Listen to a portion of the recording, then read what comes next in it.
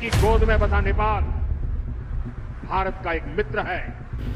अब भारत और नेपाल के बीच उस अनोखा बंधन की जो सदियों से चला आ रहा है, लेकिन क्या ये दोस्ती हमेशा के लिए टूटने वाली है या फिर हम इसे और मजबूत बना सकते हैं?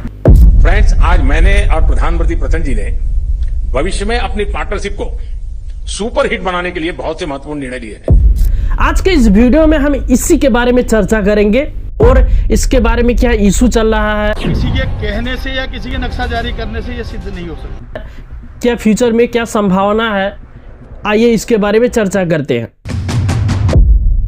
तो इसको बेहतर तरीका से समझने के लिए हम कुछ दिन पीछे चलते हैं, ठीक है दोस्तों। भारत और नेपाल का रिश्ता तो रामायण और महाभारत के समय से है, लेकिन आधुनिक दौर में एक ऐसी संधि हुई जो आज भी दोनों देशों को किस्मत तय करती है। वो है 1950 की भारत नेपाल की संधि और मैत्री संधि। कल्पना कीजिए आप, 31 जुलाई 1950 को काठमांडू में साइन हुई ये संधि जो दोनों देशों को बीच शांति और दोस्ती हमेशा बरकरार रखती है। अब आइए चर्चा करते हैं इसमें वैसा खास आखिर क्या था।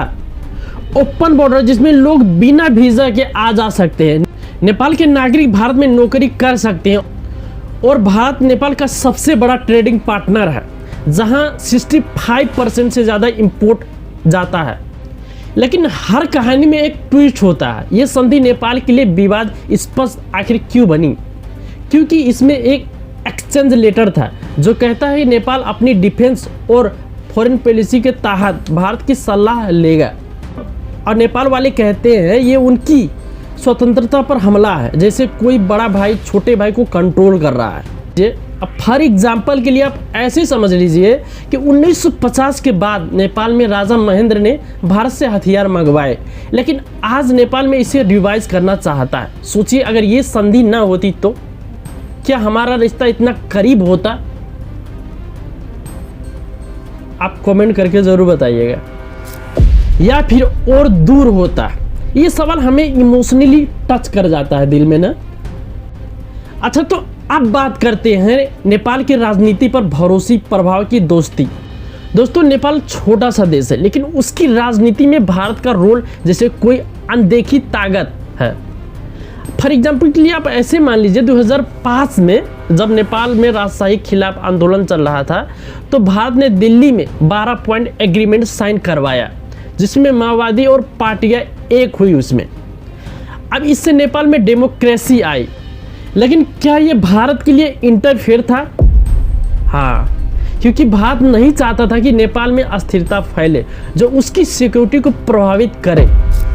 और एक कहानी, 2015 में नेपाल का नया संविधान बना, लेकिन मधेसी समुदाय जो भारत से करीब है, बॉर्डर के आसपास में है, लेकिन प्रोटेस्ट किया उन्होंने। भारत ने अनऑफिशियल ब्लैकेट लगा दी वहाँ। उसके कारण नेपाल में पेट्रोल डीजल की किल्लत हो गई, लाखों लोग भूखे सोए, बच्चे स्कूल नहीं जा सके। ये इमोशनली था क्योंकि नेपाल वाले भारत को बड़े भाई कहते थे, लेकिन उस समय लगा जैसे भाई ने पीठ में छुरा घोंपा। आज भी नेपाल के पीएम जैसे केपी शर्मा ओली, पुष्पकमल दाहाल प्रचंड, ये सब भी भारत के तरफ देखते हैं। अब एक ऐसा विवाद जो दिल को छू ही जाता है, बुद्ध का जन्म स्थल। दोस्तों, गौतम बुद्ध का जन्म स्थल लुम्बिनी में हुआ जो आज नेपाल में है, लेकिन बोध गया जहाँ उन्हें ज्ञान मिला भारत में है, वो बोध गया वो भारत में है। ये सांस्कृतिक धरोहर दोनों देश को जोड़ती है, लेकिन राजनीति इसे विवाद बना दिया है। 2016 में एक स्पेट हुआ। I would say one is Gautam Buddha. विदेश मंत्री एस जयशंकर ने भगवान बुद्ध को भारतीय महापुरुष कहा तो नेपाल भड़क गया। बिना इसका संदर्भ जाने समझे आपत्ति दर्ज करा। जब कुछ लोग कहने लगे कि बुद्ध भारतीय थे, नेपाल वाले कहते हैं लुम्बिनी हमारा है, टूरिज्म हमारा है। अब भारत कहना बोध गया हमारा पवित्र स्थल है। अब 2020 में तो वॉर ऑफ द वर्ल्ड हो गया। आप ये देखिए, भगवान राम के बाद अब गौतम बुद्ध को लेकर विवाद खड़ा हो गया है। आते थे, लेकिन विवाद से रिश्ता खट्टा होता है। सोचिए, बुद्ध जो शांति का मार्ग देते हैं, शांति के पथ में लेकर जाते हैं, रास्ता दिखाते हैं, उनका नाम विवाद में आ गया। कितनी बड़ी दुखद बात है ना। अब फॉर एग्जाम्पल के लिए आप ये देख सकते हैं, भारत ने नेपाल में रोड, हाइड्रो प्रोजेक्ट और हेल्थ केयर में इन्वेस्ट किया है, लेकिन चैलेंज ये है जैसे 2015 में ब्लैकेट ने इसे ट्रोन किया, फिर भी ये पॉलिसी नेपाल के इंडिपेंडेंट रखने में मदद करती है। अब उसमें सबसे बड़ा इशू ये है सीमा विवाद, जैसे काला पानी और लिपू लेक।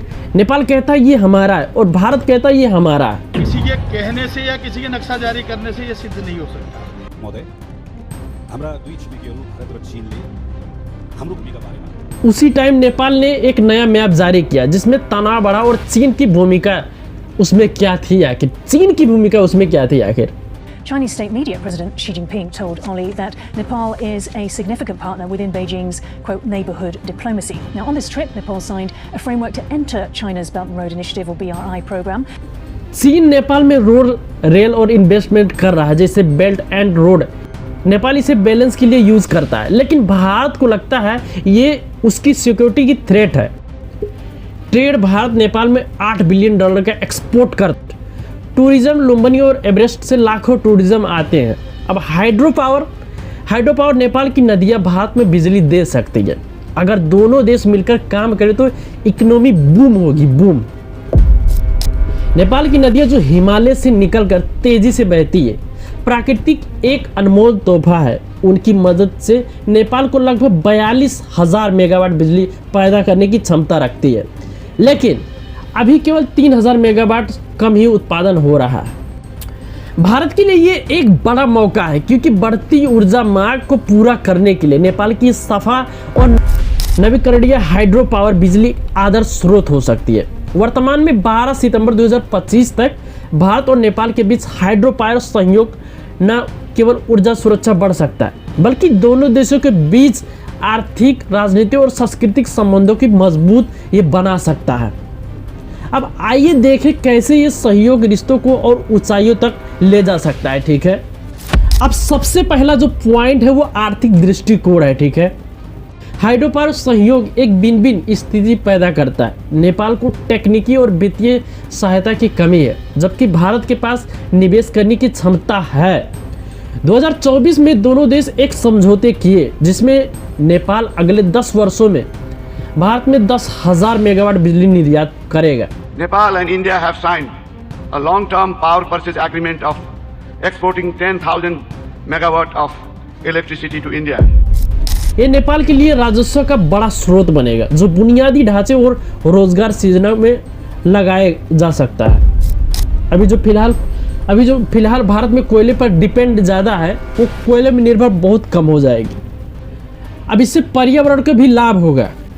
अभी हाल ही में जनवरी 2025 में भारतीय नवीकरणीय ऊर्जा विकास एजेंसी IREDA और SJVN limited, GMR energy limited और नेपाल इलेक्ट्रिसिटी अथॉरिटी NEA के साथ 9,000 मेगावाट ऊपर कर्णाली हाइड्रो पावर प्रोजेक्ट के लिए ज्वाइंट वेंचर एग्रीमेंट साइन किया। अब ये project build and open operate transfer boot model पर आधारित है, जो नेपाल में नौकरियां पैदा करेगा और भारत को स्थिर बिजली सप्लाई देगा। अब इसी तरह बेस्ट सिटी और city river SR6 project 12,000 megawatt पर MOU का साइन हो चुका है, जो क्रॉस बॉर्डर पावर एक्सचेंज को बढ़ावा देगा। अब ये project BBIN Bangladesh, Bhutan, Bharat, Nepal framework के तहत विस्तारित हो सकते हैं, जिससे क्षेत्रीय ऊर्जा को व्यापार ये मजबूत करेगा। अब सबसे बड़ा बात यह है, राजनीति में बहुत ही फायदा होगा। जो विवाद मच रहा है, ये सहयोग से सीमा विवादों और चीन की बढ़ती भूमिका जैसे मुद्दों पर तनाव कम हो सकता है। अब दोस्तों, भारत नेपाल का रिश्ता जैसे दो भाइयों का है, झगड़ा होते ही लेकिन प्यार कभी कम नहीं हुई है। तो मुझे ऐसा लगता है दोनों देश मिलकर काम करें तो दोनों देशों की इकोनॉमी ग्रो होगी। अब ऐसा इंडिया पाकिस्तान का तो होता है, हमेशा विवाद ही गिरा रहता है। अब इसके ऊपर आपका क्या राय है, अपना राय कमेंट बॉक्स में ज़रूर बताइएगा। और आपको वीडियो कैसा लगा, अगर आपको वीडियो अच्छा लगा हो तो एक लाइक करके चैनल को ज़रूर सब्सक्राइब कर लीजिएगा, क्योंकि दोस्तों ऐसे ही वीडियो मैं आपके लिए लाता रहता हूँ। तो दोस्तों आज के लिए इतना ही, मिलते हैं अगले वीडियो में।